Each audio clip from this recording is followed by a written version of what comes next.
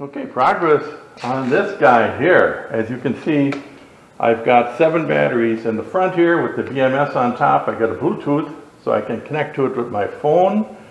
There's this is actually a shunt. The positive from the main batteries is going to hook right here. The negative hooks on the opposite side. I'll show you that in a second. This is one pack of 48 volts. This is the second pack. Well, actually it's 52, and this is the second pack of 52 together. I have 104 volts, between 104 and 105, which matches the motorcycle's built-in batteries. There's a relay in between here. So when the key's off, this relay is deactivated. So these 2 battery packs are separate. And they're not connected. They are connected to the main battery, but there's no path. So basically they're electronically disconnected. So when I charge it, I'll bring the camera around here toward the other side. So I have 2 charging ports on this side. This is for one 52 volt pack. This goes to the rear pack, the blue wire, and the green and white go to the front pack. And there'll be 2 chargers. Seems kind of convoluted, but it actually will make sense eventually. So I've got 2 chargers like this. They each put out 20 amps. I will combine the power cord together, tape the 2 power supplies together, and the outputs will be taped together. So basically you plug one cord in and you've got one connector on the end that's just got 2 ends that plug in. So it's actually pretty straightforward. So in essence there's 2 chargers. There's the main charger for the motorcycle, and then there's the charger for the batteries on the front here, even though they're split. And the reason I split them is because you can get 48 volt BMSs and all the controls anywhere, and they're inexpensive. As soon as you go to anything more than 72 volt, it becomes a specialty product and the price quadruples.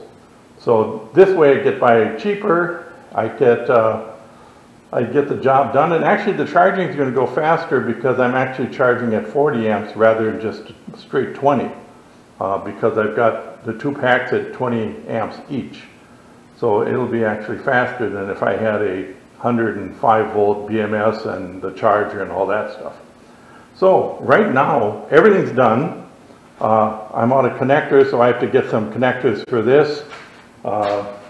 It's got the regular 3-prong little port that I'm going to actually put 2 ports up here side by side, and then these wires hook to that, and that's where the chargers plug in. So I got that to do, and then I have to take the tank off of here and the belly pan, and at the bottom is the negative terminal. I'll snake that around and put it on here. This is a 150 amp fuse, so that connects to here. So the negative is fused. Everything on this actually works off the negative side. The positive comes from the top of the tank, and that connects to the terminal on the other side, the shunt on the other side. So there's only one fuse. I actually used it. I got 2 fuse holders, and I made a shunt out of one in the fuse on this side. I'm hoping 150 amp is going to do it. I thought I'd start there, and if that doesn't work, I can bump that up to 200, 250 amps, whatever it's going to take. The relay is rated for 150. I'm not too sure if that's going to work at that lower rating or not. We'll see. It looks like a jungle, but it's actually not too bad. So you can see there, everything's in place. You got the little Bluetooth modules here. You got a pair of them. And the app on the phone is really slick. It tells me exactly which cell, what the voltage is on every single cell, what the state of charge is, how much it's charging, how long it's going to be to finish, all that kind of stuff. So very intuitive. And here's the shunt on this side. And the positive from the bike is going to hook right to this back terminal. Everything else is hooked up. I have not taken it for a test drive with the extra weight, but I'm guessing it's going to be much better because it's heavier, and that really helps to get the center of mass up in front. So that's where we sit right now. We'll get a little bit of a side view.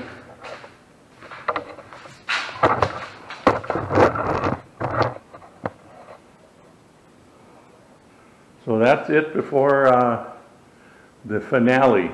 So the next process will be fishing 2 wires out of there, hooking them all up. I got to charge the front batteries. Right now they're fairly discharged.